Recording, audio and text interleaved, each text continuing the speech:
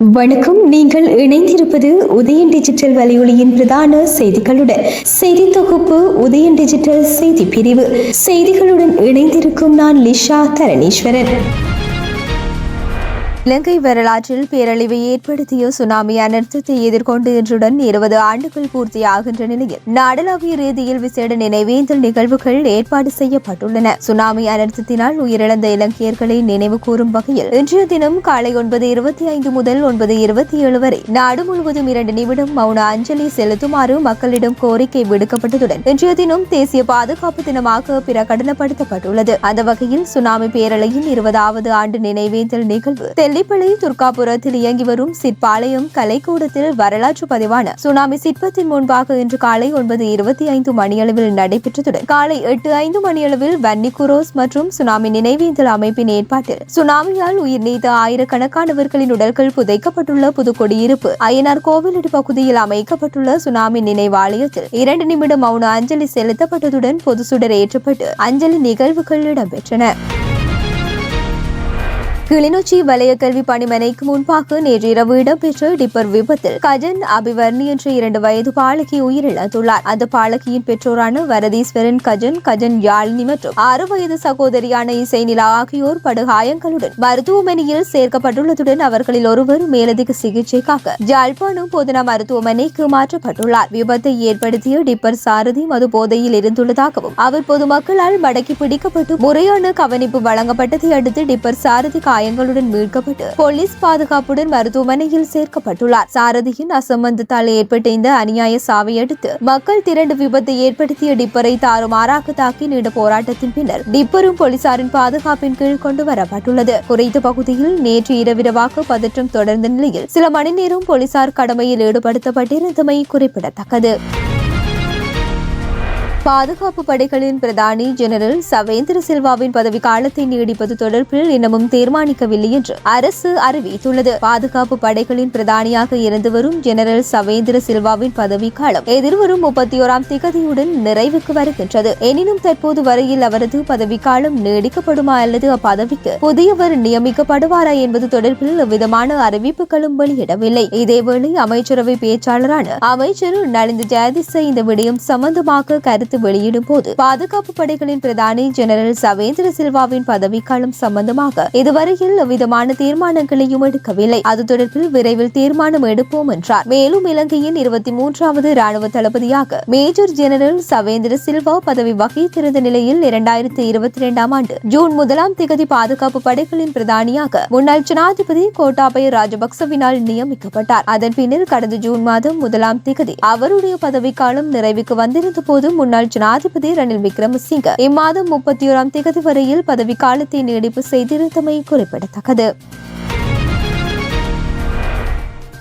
மேல் மாகாணத்தின் பல பகுதிகளுக்கு இன்று காலை முதல் 18 மணித்தியாலங்களுக்கு நீர் விநியோகம் தடைப்படும் என தேசிய நீர் வழங்கல் மற்றும் வடிகால் அமைப்பு சபை தெரிவித்துள்ளது. பிரதான நீர் விநியோக குழாயில் மேற்கொள்ளப்படவுள்ள அவசர பழுபார்ப்பு பணிகள் காரணமாக நீர் விநியோகம் தடைப்படவுள்ளது. அதன்படி இன்று காலை 9 மணி முதல் நாளை அதிகாலை 3 மணி வரை நீர் விநியோகம் தடை செய்யப்படவுள்ளது. களுத்துறை தெற்கு, களுத்துறை வடக்கு, வாதுவ வஸ்கடுவ, மொரந்தோடுவ மற்றும் பொம்புவல ஆகிய பகுதிகளே நீர்வெட்டினால் பாதிக்கப்படும் என தெரிவிக்கப்பட்டுள்ளது.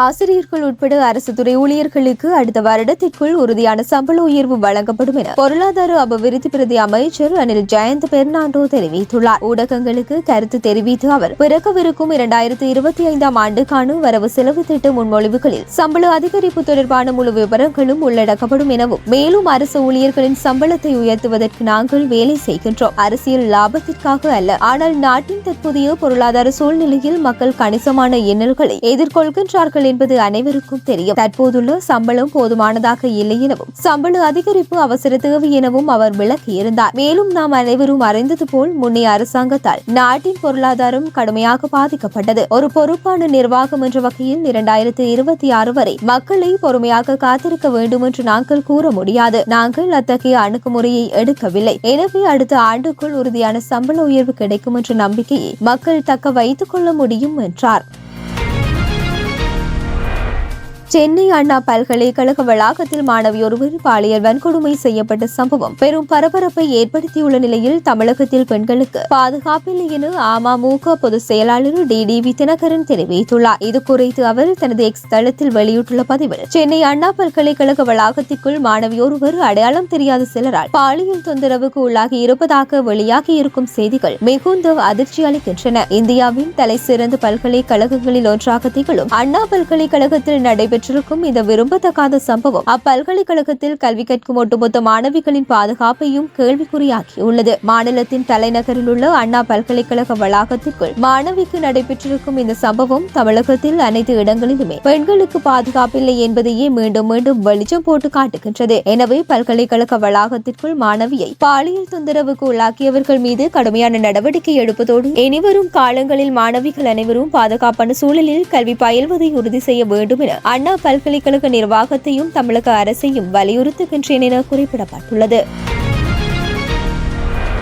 அஜர்பைஜானில் இருந்து ரஷ்யாவுக்கு புறப்பட்ட பயணிகள் விமானம் கஜகஸ்தானில் விழுந்து நொறுங்கி தீப்பிடித்துள்ளது. அஜர்பையான் தலைநகர் பாக்குவில் இருந்து ரஷ்யாவின் குரோஸ்னி நகருக்கு அஜர்பையான் ஏர்லைன்ஸ் விமானம் ஒன்று புறப்பட்டது. இதில் 62 பயணிகள் மற்றும் விமானி உட்பட 5 பணியாளர்கள் என 67 பேர் பயணித்துள்ளனர். கடும் பனிமூட்டம் காரணமாக விமானம் கஜகஸ்தானுக்கு திருப்பிவிடப்பட்ட போதே கஜகஸ்தானின் அக்தாவ் விமான நிலையத்திற்கு அருகே அவசரமாக தரையிறக்க விமானி கோரிக்கை விடுத்தார். அவ்வாறு தரையிறக்கும் போது விமானம் கீழே விழுந்து நொறுங்கி தீப்பற்றியுள்ளதாகவும் விமானம் தரையிறங்குவதற்கு முன் வானில் சிறிது நேரம் வட்டமடித்ததாகவும் கூறப்படுகின்றது. விமானத்தில் பயணித்தவர்களில் 14 பேர் மீட்கப்பட்டு மருத்துவமனையில் சேர்க்கப்பட்டுள்ளதாக, மேலும் 42 பேர் உயிரிழந்திருக்கலாம் என்றும் மீதமுள்ளவர்களின் நிலை தெரியவில்லை என்றும் அந்நாட்டு சுகாதாரத்துறை தெரிவித்துள்ளது. விமான விபத்திற்கான காரணமும் இதுவரையில் தெரியவராத நிலையில் விசாரணைகள் முன்னெடுக்கப்பட்டு வருகின்றது. சுவிட்சர்லாந்தின் தேசிய பனிச்சறுக்கு வீராங்கனையான சோஃபி ஹெடிகர் கடந்த திங்கட்கிழமை சுவிஸ் ஆல்ப்ஸ் மலையில் பனிச்சரிவில் சிக்கி உயிரிழந்துள்ளார். 26 வயதான வீராங்கனை 2022 பீஜிங் குளிர்கால ஒலிம்பிக்கில் போட்டியிட்டு சுவிட்சர்லாந்தின் தேசிய பனிச்சறுக்கு அணியில் இடம்பெற்றிருந்தார்.